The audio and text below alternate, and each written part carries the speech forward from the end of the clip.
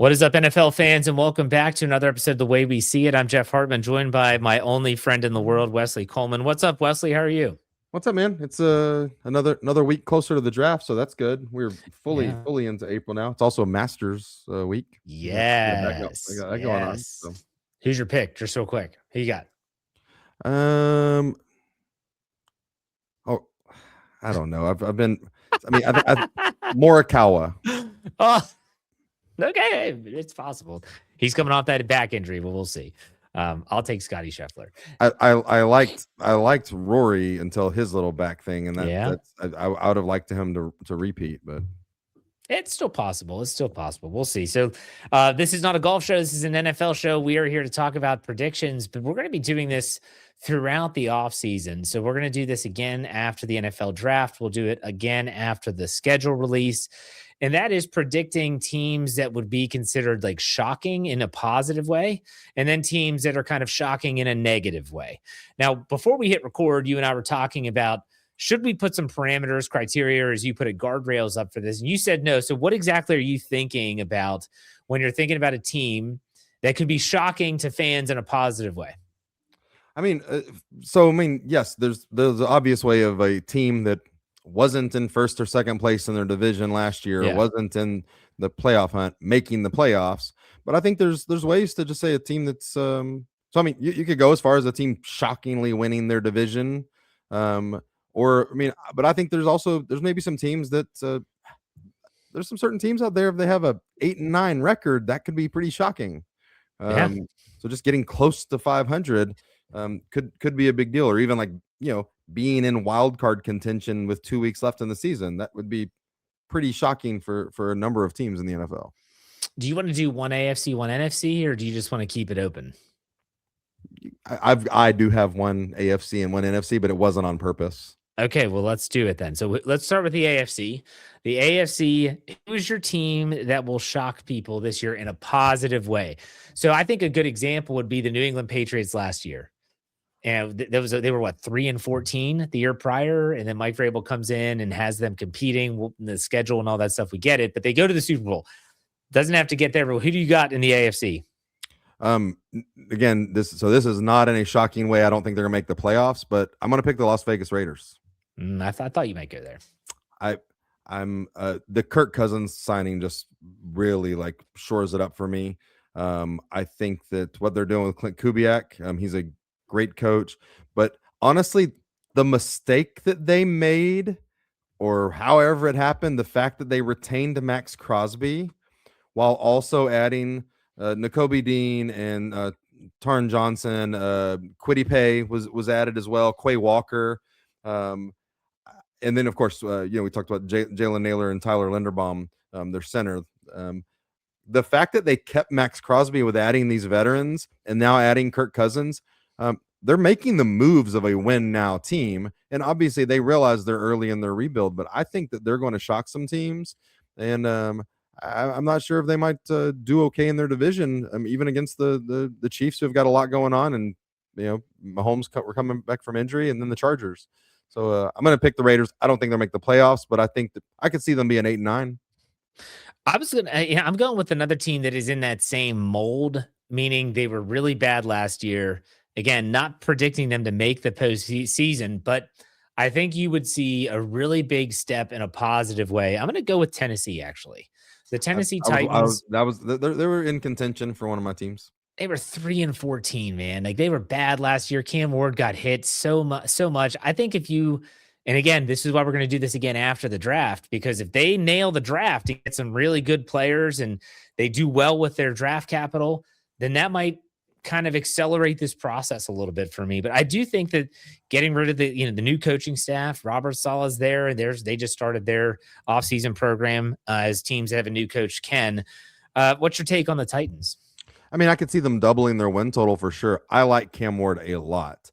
I think that what I didn't know going into the draft, how he was going to take his next step last year, but how he developed over the year. He's fun to watch. He's still got some things to clean up and some growth to do, but he's put in a good situation there in Tennessee. Also, their new coaching staff, I think, is going to help him as well. So I do like Tennessee.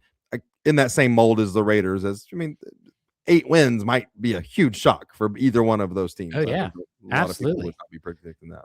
When you look at the AFC from last year, the way that the standings finished division by division, man, there weren't a lot of shocks. I mean, some might say that the shock is Kansas City and Baltimore not being in the postseason, but I don't know. It felt pretty chalk to me, I guess, in the AFC. Do you agree or disagree? Yeah, I agree. Do you think that if the Bills finish with the number 1 seed in the AFC, is that shocking at this point, or is this kind of like that's what we feel it should return to? Because the DJ Moore additions, I think a big deal for Yeah. them, and then them also adding a couple of defensive players and like D. Alford and CJ Gardner Johnson can do all right, and then the Bradley Chubb overpay, but I think Bradley Chubb can help if they can get another pass rusher in the draft. If you told me that the road to the Super Bowl when the AFC went through Buffalo, then I would say that that's absolutely a step forward. Yeah, Because that's so that's what far, I would think too. I don't know if it's a shock, but I no, think yeah, it's more than what most people would expect. because if they don't have to go to Arrowhead, if they don't have to go to Baltimore, if they can stay where that is one of the few remaining really strong home field advantages. If they can keep that, I think that could go a long way. So there you go. Okay.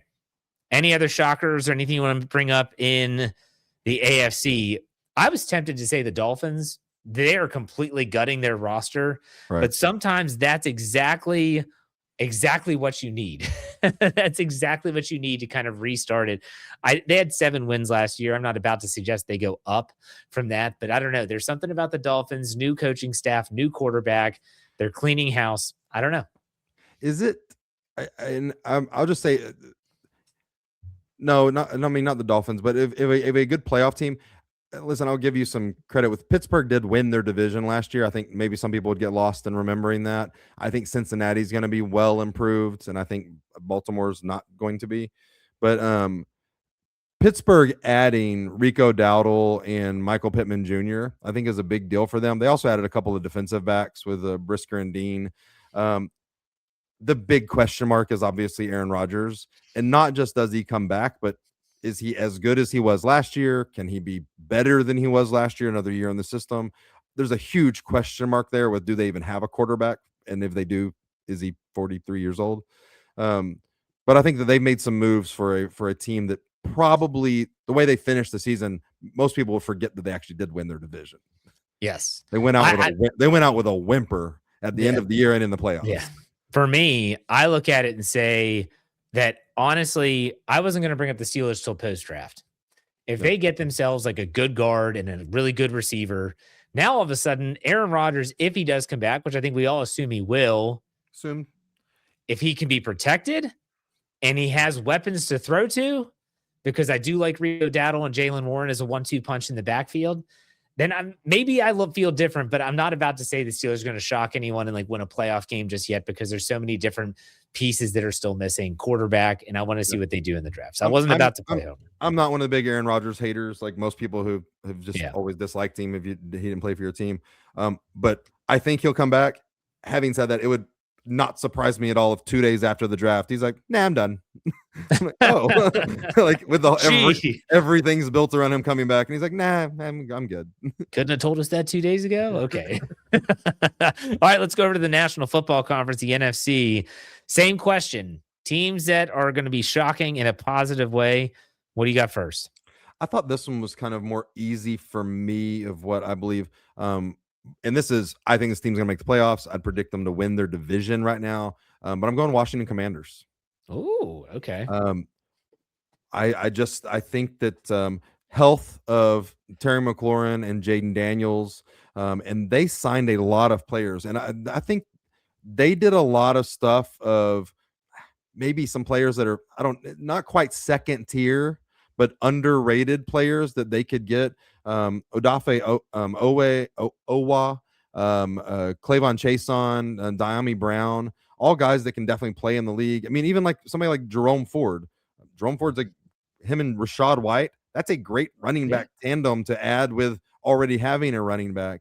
But I think they've done some good work getting the right people. And again, it's going to really matter. I think that they need a pass rusher probably in the first round of the draft.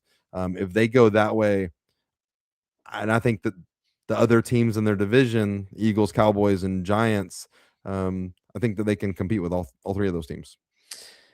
I like that commander space. Jaden Daniels' health, we saw it last year, is going to be paramount. Like they, if he can't stay healthy, then, and there were a lot of people that had durability questions about him. He is slighter of frame than a lot of NFL quarterbacks are.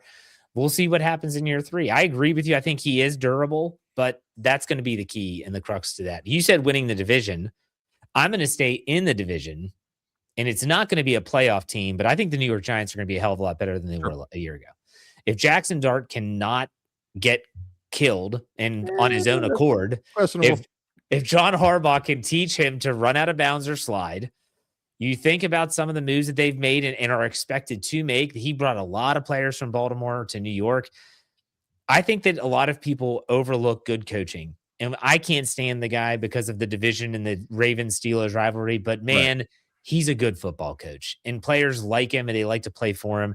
I could see the Giants easily, well, actually, maybe not easily. I could see them doubling their win total from last year, from 4 to 8. Now, that would be shocking for a lot of people. So I'm going to go with the Giants. What's your thoughts on that? Yeah, I think the Giants will improve as well.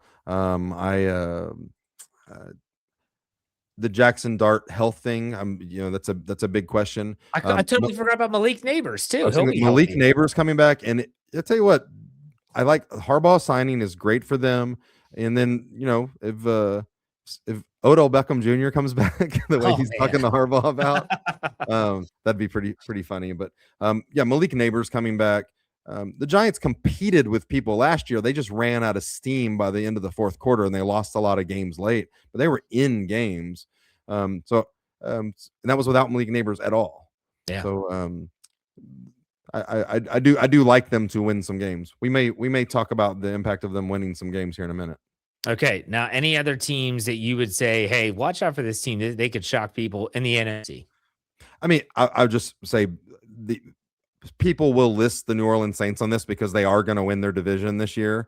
With the the Panthers and Bucks and the Falcons. But I honestly can't list them because there's a lot of people on the Tyler Shuck hype train of like he's got a lot of momentum behind him the way he finished the year. So I think that there's a big change there with the veteran players that they're have gotten rid of or in the process of getting rid of. There's a big regime change there of what's going to be happening. So you made a bold statement in the AFC side about the Buffalo Bills hosting, like being it's the road to the Super Bowl goes through Buffalo. If I were to say a similar song, I would say, and this is so much contingent on a wide receiver who's currently in rehabilitation. Could the road to the Super Bowl go through SoFi? And that's the LA Rams. And that's for sure. They haven't done it yet. They haven't been that team that's been like, we are the number 1 seed. We're not going to have to go to Seattle. We're not going to have to go to Philadelphia. You got to come here. And I don't know, man, we didn't talk about the Puka Nacua thing, but I mean, I hope he's getting the help he needs. I don't know what they're going to do at wide receiver, if they're going to try and get another receiver just in case maybe he gets suspended based on the allegations against him, which I don't know. I don't know much about the case. What are your thoughts on the Rams?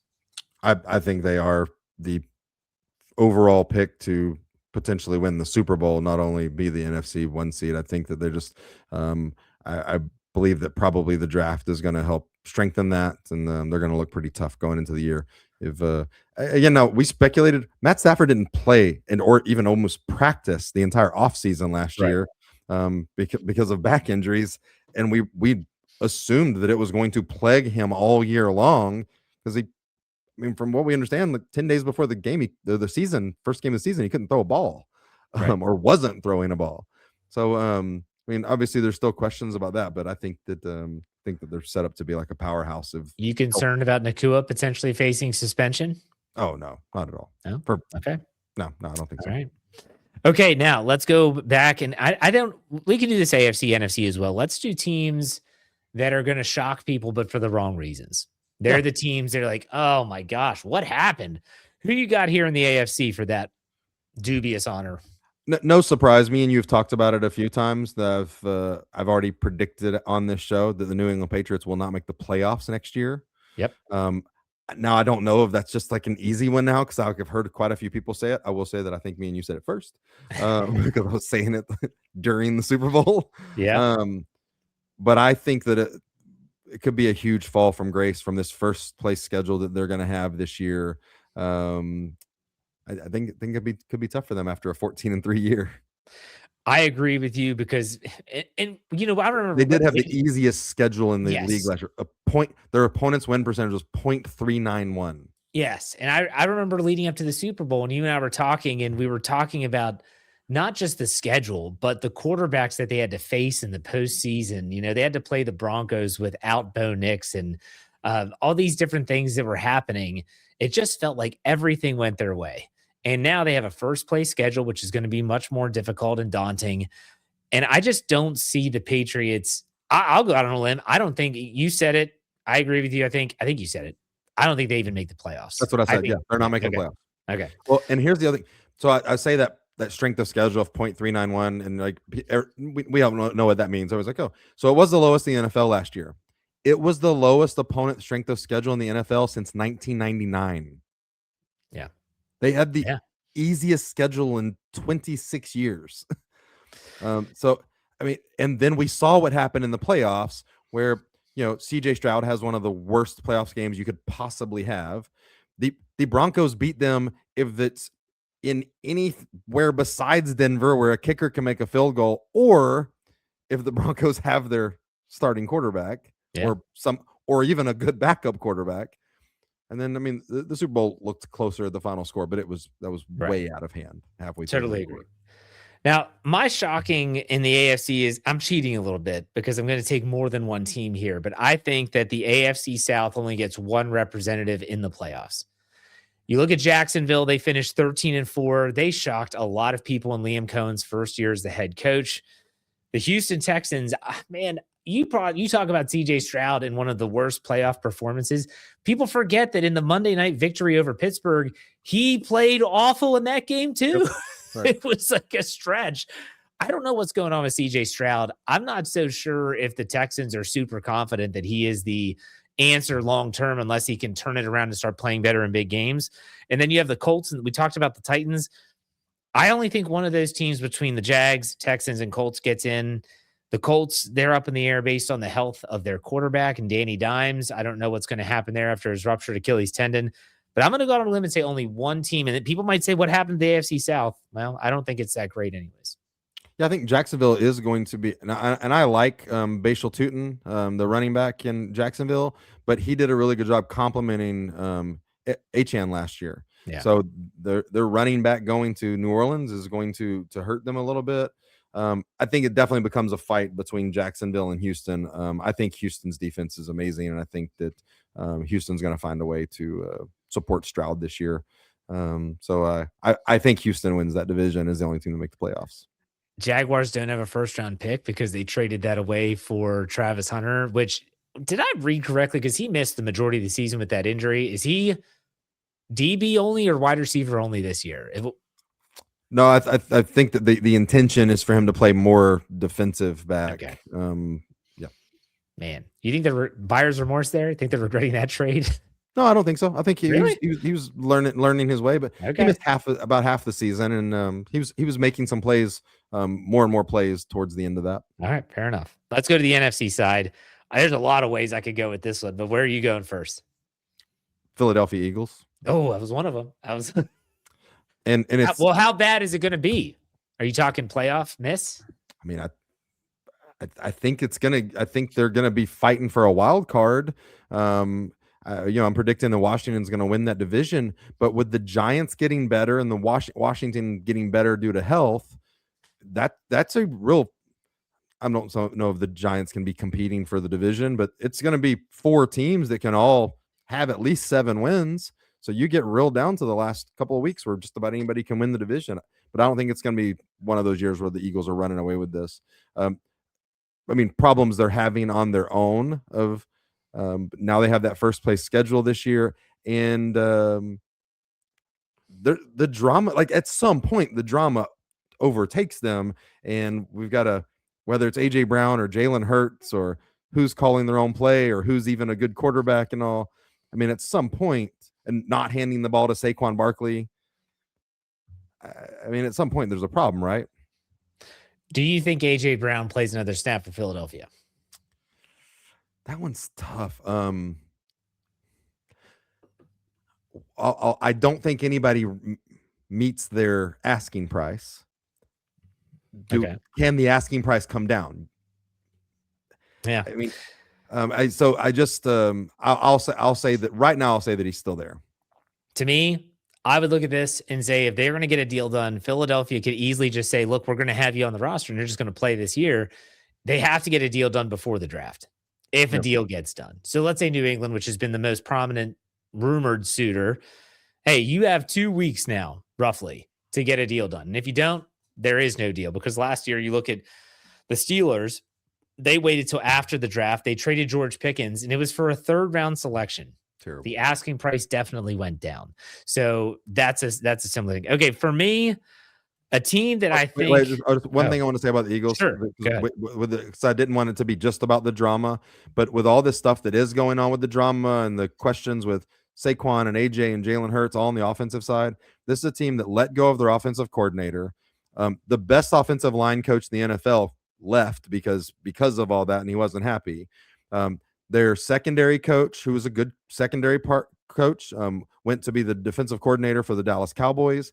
And their new offensive coordinator, they hired the quarterback coach from the Packers, who weren't good the previous year. So there's question marks of where they're actually going. And I'm, again, not a Jordan Love fan. So telling me that Sean Mannion is going to fix that did Jordan Love is going to fix Jalen Hurts, I don't believe you. Yeah. So I think that causes more and more issues too, unless they go with the dumb route, which is hand the ball to Saquon Barkley. Everybody shut up. Hand the ball to Saquon Barkley. And if he stays healthy, I'm wrong. They're going to win 13 games. It doesn't matter. I mean, but I just don't think they're smart enough to do that. I don't think he was healthy last year. And I don't know if there's been a concrete report that he was, I think it was a groin when you watched him. There was a couple games where he came out, he kind of tapped himself out. You could tell there was something off. Something wrong. So, okay, I agree with you with Philadelphia. That was one of them. I'm going to make a bold statement here. My prediction is that the Chicago Bears don't make the playoffs. They were 11-6 last year. They played the division well, but at the same time, they were 2-4 in the division, so I shouldn't get ahead of myself. But at the same time, man, I just felt like they had some breaks go their way, and they lost a lot in free agency as well.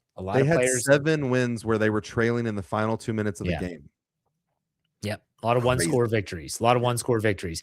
They lost a lot in free agency. Obviously, they trade away DJ Moore. They're putting a lot of trust and faith in Ben Johnson and Caleb Williams. I just don't see that being duplicated. So I see them as the first place schedule, as we mentioned before. That's important in terms of who they have on the docket. They're going to have to play Seattle. They're going to have to play Philadelphia. The Panthers, sure. But you know what I mean. Anyways, what's your take on Chicago? Yeah, I like Chicago, but they are, the DJ Moore thing was not because of any other thing besides that they don't have money. They're in a bad cap situation, which if you're in a bad cap situation while your quarterback's on a rookie deal, you got problems. It's no bueno. But then the combination, they had 8 wins by 7 points or less last year, which was the most in the NFL. And then again, the winning 7 games throughout the regular season and the playoffs when they were trailing in the final 2 minutes of the fourth quarter. That's crazy. It is. Now you can say that Caleb Williams is going to get better and better, and I agree with that. I like him as a quarterback and how he's developing, but losing DJ Moore isn't going to help. And then they lost some defensive players as well. I can definitely see that turning around. You're also predicting the Packers were down last year, the Lions were down last year, the Vikings were down last year. Those 3 teams are going to be, I do think those 3 teams could all be improved this year. Hey, Kyler Murray's in the division now. Watch out. Unless JJ McCarthy wins, which that would say a lot about the division. Any other NFC shockers that you can think of? Nope. No. I'll go out on a limb and say I think Tampa Bay finishes in the basement of the NFC South. I could see that. They lose Mike Evans. It just feels like that team is trending in the wrong direction. A team that would be like the team that could shock people is the 49ers. Signing Mike Evans, I think, is huge for them. I think he's really good. And if they were badly not healthy last year. If they could have some health, I still don't know who their number 2 receiver is or number 1, or if it's not going to be Brandon Ayuk. Oh, that's right. Juwan Jennings is a free agent. Right. So Yikes. like I think the 49ers could have a huge with health, and with Mike Evans still being good, could really be good. The problem is like they're going to need the Rams to have an injury or something like that. I could see them overtaking Seattle for second place. I could Seattle losing Walker and then losing Kubiak. I think could be a big deal. So I could see San Francisco getting in the second place. But if something happened with the Rams or Matt Stafford, the 49ers winning the division or winning the NFC would surprise a lot of people, but it's not outrageous to think about it. No, absolutely. All right, let's shift gears a little bit away from the NFL to the college game. We wanted to talk about, and this is not a political statement in any way, shape, or form. This is just stating that it was last week, Donald Trump, it was last Friday actually, signed an executive order regulating college sports. Now, run down what this executive order does to college sports, and let's kind of hash it out. So first of all, and again, so to keep it away from political stuff, like you said, Yes. People who run the Big 10, SEC, Big 12, and ACC have all come out supporting this.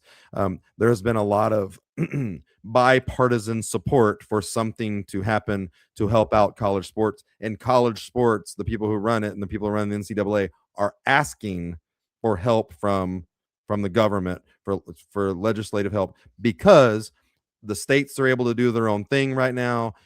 Players are able to kind of do their own thing. They're not able to hold any standard. It's going to take people go, why is the government involved in college sports? They have to be. It's the only way we're going to get it out of all litigation and crazy money and all that. So this is not Donald Trump or Republicans or Democrats or political people trying to meddle where they've been asked to get involved. And I think the executive order is not going to probably hold up as far as being the end all be all, and it shouldn't be. I think there's been a lot of talk in both the House and the Senate, and they're making strides on getting legislation passed. This is a way to kind of speed that up and kind of let everybody know that everybody's on the same page, sort of, as far as something needs to be done. It'll be funny that one of the bipartisan issues that'll bring us together will be fixing college sports. And I hope that it gets done, but I think there's going to be support for it. For those that are watching, for those that might be watching this on YouTube, on audio, you can't hear my look of disgust and my shaking of my head. It's not that this had to happen. It's the fact that the NCAA can't get their crap together and set their own regulations. The people in charge should be fired into the sun. Like, get them the hell out of here. I don't care what you have to do. The fact that you can't regulate your own organization and have to say, oh, please, U.S. government, come in and save the day and help us. What is going on with college sports? They were cut off at the knees, though, by the courts of what they're unable to do with athletes, with college athletes. They basically can't put any regulations on what an athlete can do. Outside of their contracts and all, which the contracts are with the individual, NIL stuff. So they feel like because there's so much state-wide legislation that they need something to come and put guardrails on it for this, because they actually can't make rules. They were cut off from the courts to the ability to make certain rules. The guardrails need to be in place. Like the fact that, what was it, Louisiana is saying that the NIL money is tax-free. Yeah. Meanwhile, educators, nurses, all these people that are working, like police officers, we're taking your taxes, but that quarterback that's making $5 million, don't worry about it. You don't need to pay us. Like, give me a break. What are we doing? I think college sports, while the competition level might be at an all-time best, and people might look at it and say the transfer portal has been a godsend, because now players can leave and they can go to better spots and they can have, it's going to be a better product. Sure. I'm not a college sports guy. All I know is that it feels like it's the Wild West and they're doing whatever they want. So any type of guardrails that you mentioned, whether it comes from the federal government, state legislation, doesn't matter. They need them. I think that's unbelievably important. For sure. And it was the Supreme Court in 2021, the NCAA versus Alston was the big thing that basically led to NIL. It didn't create it on its own, but it was like definitely got NIL Yeah. sped through the system. But it was just, they made all kinds of limits on like education related benefits that the NCAA was claiming existed. Yeah. So I don't know. I think everything just kind of got thrown out, and the NCAA didn't expect some of it, and then it's gone to the Wild West. And I think most college fans aren't happy with the way that it's gone. Did you know? So there's one transfer window, January 2nd through January 16th. Did you know that this year 25% of college football players entered the transfer portal? 25%? Yeah, 25% this year between January 2nd and January 16th. 25% of athletes in college football entered the transfer portal, and that's insane. And I don't like it. And it's just I don't know. So this executive order, see, this feels like free agency, except there's no regulation. You're not signing a 1-year, 2-year contract. You're just basically free to do whatever. But this executive order does it go into effect next year?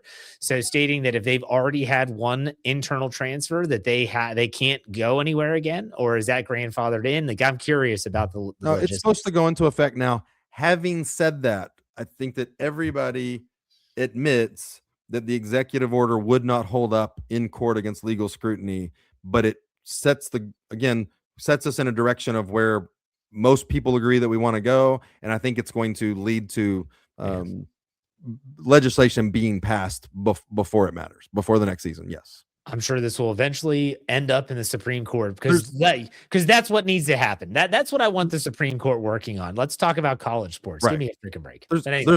There's also some stuff in there too about making sure that universities aren't pulling money away from women's sports and Olympic sports to fund football or other men's sports. Did you know that Louisville took out a $25 million loan last year to fund their football program? A loan from where? I was like a bank? Like Louisville, like one of the big ones, like supporting. Did they go to their local? Did they go to their local Chase and say, "Hey, I'd like to take out a loan. What's it for? I need to pay my football players. How much are you looking for? How about $25 million?" Yeah, I'm sure they were able to pay it back. Oh my gosh. All right. This has been a good show. And a reminder, the shocking predictions that we talked about, we're going to do that again post NFL draft. We only have 2 more of these before the draft. Yeah, we're getting there.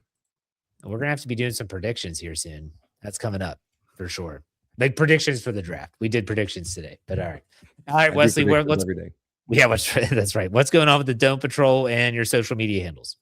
Yeah, we're just getting ready for the draft, talking about shows on TV. If you didn't watch Paradise Season 1 and Season 2, what are you doing with your life? You need to start watching them. They are incredible shows. Season 2 just ended, so you can binge all of it. But you can find us on any of your streaming platforms at Dome Patrol Podcast. You can find us on X at Dome Patrol PCast. You can find me at Wesley13.